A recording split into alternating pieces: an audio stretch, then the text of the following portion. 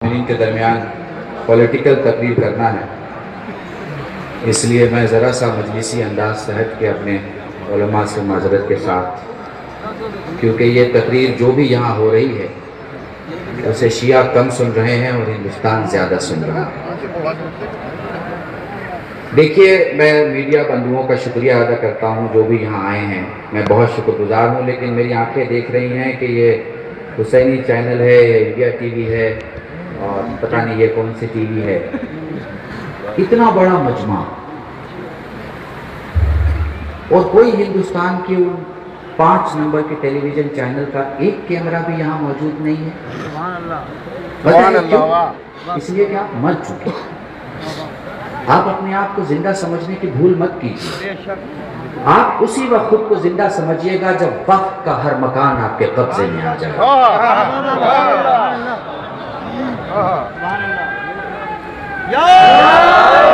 नहीं ठहरो, नारे मैं लगाऊंगा, खुद नारे मत लगाना। सियासी प्रोग्राम जब होता है तो मजहबी नारे नहीं लगाए जाते।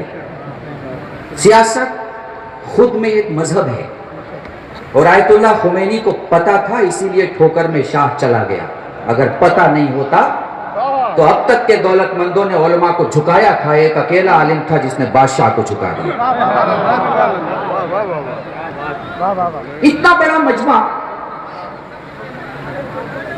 न तो हम किसी एक आदमी के खिलाफ हैं, न तो हमें कोई एक इमाम बाड़ा आजाद करना है। ये सब तो मौलाना आप 1-2 अंजुमन को बोल दीजिएगा, खाली करवा लेंगे। जिसको चाहिएगा आ जाएंगे, जिसको चाहिएगा चले जाएंगे। 1-2 अंजुमन कर लेगी आपकी। ये माइक, ये मजमा, ये लोग, हम दिल्ली से दौड़ते दौड़ते यहाँ पहुंचे हैं। आपकी लखनऊ की लोकल प्रॉब्लम सुनने के लिए नहीं पहुंचे हैं, हिंदुस्तान की प्रॉब्लम सुनने के लिए पहुंचे हैं। जितना शिया आप लखनऊ में बसता है ना, उसका 95% शिया हिंदुस्तान के 6,50,000 गांव में है। और 6,50,000 गांव में अगर शिया नहीं भी है तो 4,80,000 वो गांव है जहां हुसैन का ताजिया उठाया जाता है।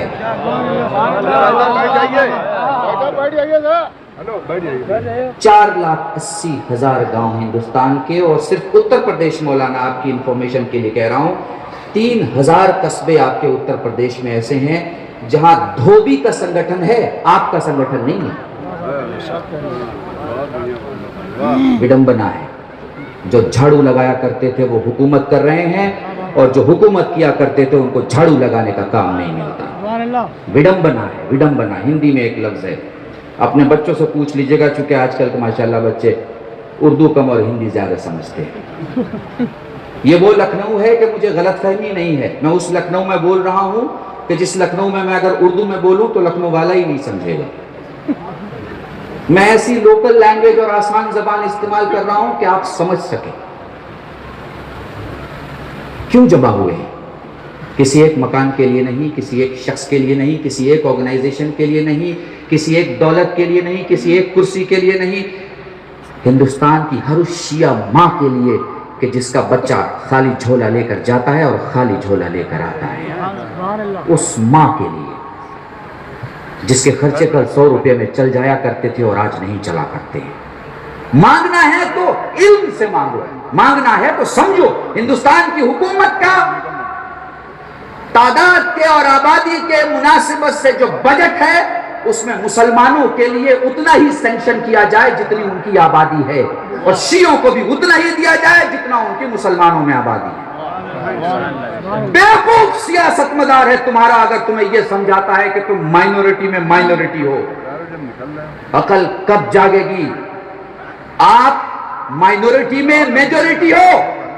हनफी, मालिकी, शाफई, हंबली, आगा खानी, इस्माइली, खोजा, अरब, ये सारी कौमें, सल्फी, शिराजी, इधर के उधर के ये सारी कौमें अगर जमा की जाए तो 16 लाख से 2.5 करोड़ की आबादी है हर मकतबे फिक्र की। मुसलमानों के 72 फिरकों को अगर जोड़ा जाए तो इस्माइलियों की 16 लाख की आबादी है। सूरत में अगर इस्माइलियों का खून बहता है और उनका आगा खान अगर लंदन में बैठ के अटल बिहारी को कॉल करता है तो पीओमओ हिलता है। इतिहास गवाह है इस बात का, तारीख गवाह है। 16 लाख से लेकर 2.5 करोड़ से ज्यादा ये इज्तिमा और ये लोग जो जमा हो जाते हैं, जिनमें नेता आके ये समझ लेते हैं कि ये 2-5 लाख के मजमे वाले हिंदुस्तान में फैले हुए हैं, गलत भ्रम है इनका। 16 लाख से 2.5 करोड़ से ज्यादा इनकी आबादी नहीं है, सिर्फ शिया इस्नाचरी है, जिसकी पूरे भारत के 7,50,000 गांव जो नए बांधे गए हैं, उनमें 6 करोड़ की आबादी है। 6 करोड़। ठहरे अभी आप नारे न लगाए, मुझे सुने, क्योंकि मैं आपके लिए नहीं, हिंदुस्तान के लिए बोल रहा हूं, और ये मैं खोखला दावा नहीं कर रहा। आज से 3 साल या 4 साल पहले प्रेसिडेंट ऑफ ईरान की ट्रांजिट विजिट थी इंडिया में। अमेरिका का पूरा दबाव था कि उन्हें हिंदुस्तान में इस्तकबाल न किया जाए उनका। भारत के प्राइम मिनिस्टर के स्पोक्समैन पर्सन ने, पीएमओ के मीडिया सलाहकार ने बाहर आकर एक ऑफिशियल इंटरव्यू दिया, और उस ऑफिशियल इंटरव्यू के शब्द मैं सुनाता हूं, आपको यकीन ना आए तो आप पीएमओ की डायरी में ऑनलाइन जाके देख सकते हैं। वो कहते हैं कि हम ईरान के सदर को हिंदुस्तान आने से इसलिए नहीं रोक सकते क्योंकि हिंदुस्तान हमारा ईरान के बाद दुनिया के दूसरे नंबर का शिया मुल्क है। हम अपने 6 करोड़ शिया मुसलमानों के दिलों को तकलीफ नहीं पहुंचा सकते। यह है इमाम की गैबत में इमाम का जिंदा मौजज़ा कि लोग भीड़ दिखा के तादाद मनवाते हैं, आप घर में बैठे हैं, हुकूमत आपकी तादाद मान रही है। यह है, इसलिए मेरे दोस्तों, बस सियासी नजरिया की बात कर, कल्बे जवाब की मजबूरी नहीं है कि वो आपके नेता बन जाए। छोटी फिक्र के लोग ये सोचते हैं, आपकी मजबूरी है, क्योंकि आपके पास दूसरा कोई कल्बे जवाब नहीं है।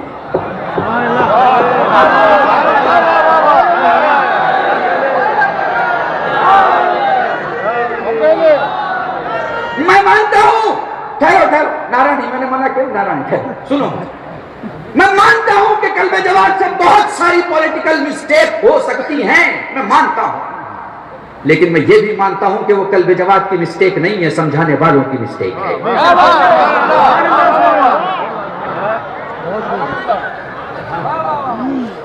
लोग इतने बड़े हो गए कि फीता और इंच और टेप लेके कल्बे जवाब का कद नाप रहे हैं, जिनको खुद नहीं पता कि वो अंदर कितने गड़े हैं और बाहर कितने खड़े हैं।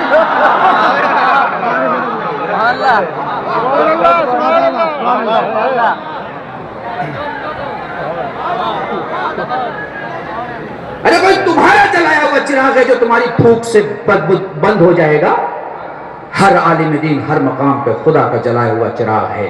तूफानों में उसकी हिफाजत कैसे करनी है खुदा बेहतर जानता है कि उसने उसके लिए क्या इंतजाम किया। आखिरी बात, ये एंड नहीं है, एंड नहीं है।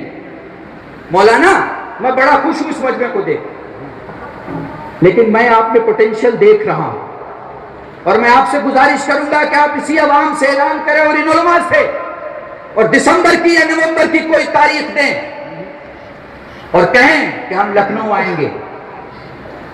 हिंदुस्तान से हम इतने आ जाएंगे कि रास्ते पे पांव रखने की जगह नहीं होगी, पांव रखने की जगह नहीं होगी। मैं लास्ट में आखिर में लगाऊंगा नारा, फिक्र ना करें, लगाऊंगा। अब प्रॉब्लम यह है, पॉलिटिकल प्रोग्राम में पॉलिटिकल तरीके से बात होनी चाहिए। मैं इमामबाड़े में तकरीर नहीं कर रहा हूं, मैं आपके लिए इमामबाड़े की सरहद के बाहर हुकूमत से बात करना चाहता हूं। पता है आपको क्यों हक नहीं मिलता? क्योंकि ये मुसलमान नेता जो ना कपड़े से मुसलमान है ना चेहरे से मुसलमान है, बस नाम से मुसलमान। ये बड़े नेता से कह देते हैं अंदर जाके, कह रहे ये तो 2-4% है, हम देख लेंगे ना, आप फिक्र ना कीजिए। आप जिसको देखिए अपने रिश्तेदारों को बनाने की बात करता है और अपनी कुर्सी को भुनाने की बात करता है, पर हम भी बेवकूफ नहीं हैं दोस्तों। मैं कायद की बात नहीं कर रहा, मैं आपसे बात कर रहा हूं। कदम से कदम मिलाओ, वजूद से वजूद मिलाओ, हाथों से हाथों को मिलाओ, इरादे से इरादों को मिलाओ, नजरों से नजरों को मिलाओ, मकाम से मकाम को मिलाओ। ऐलान कर दो कि हम गरीब अगर तुम्हें वोट देकर सत्ता में बिठा सकते हैं तो तुम्हें खींच के फेंक के दफना भी सकते हैं।